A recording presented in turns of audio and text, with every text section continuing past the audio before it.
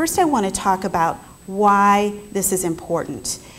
The CMS regulations back from May of 2009 require us to really dive into infection control parameters, and this is important for continued licensure. The noise on it has settled down a little bit, so I don't think it's quite as nerve-wracking as it used to be, but still, when these surveyors show up at your place and there's 3 and 4 of them at a time, it's pretty scary. Secondly, let's talk about healthcare reform. All of us know that going forward, we're going to be paid upon the quality of what we do versus just the fact that we did it.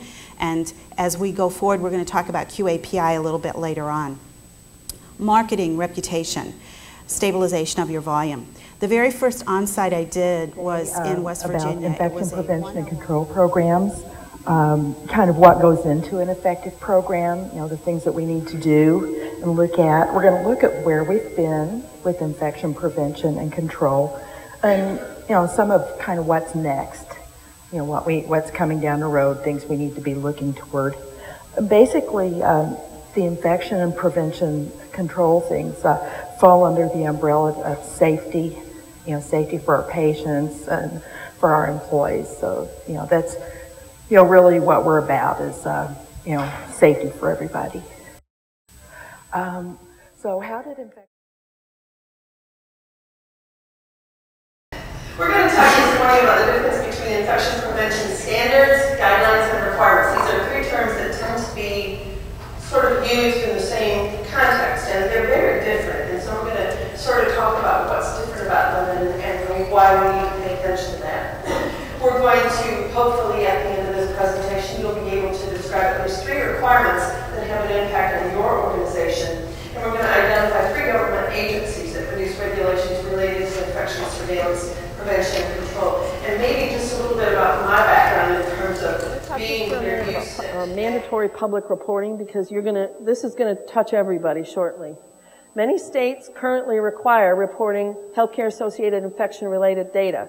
Some have public reporting, and we're talking not just about hospitals, but ASCs as well.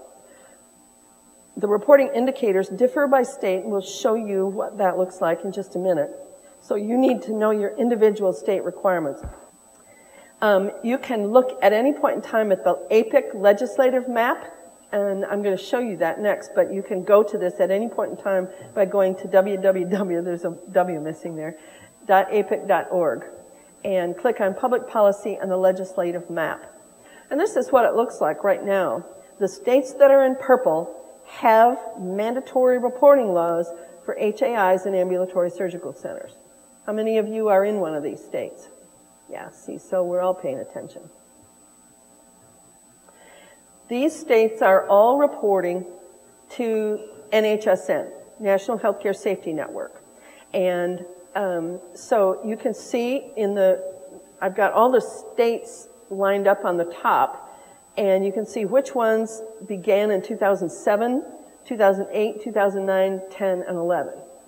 I've just been teaching in Texas. Anybody here from Texas? Were you there? Not for mine. Okay.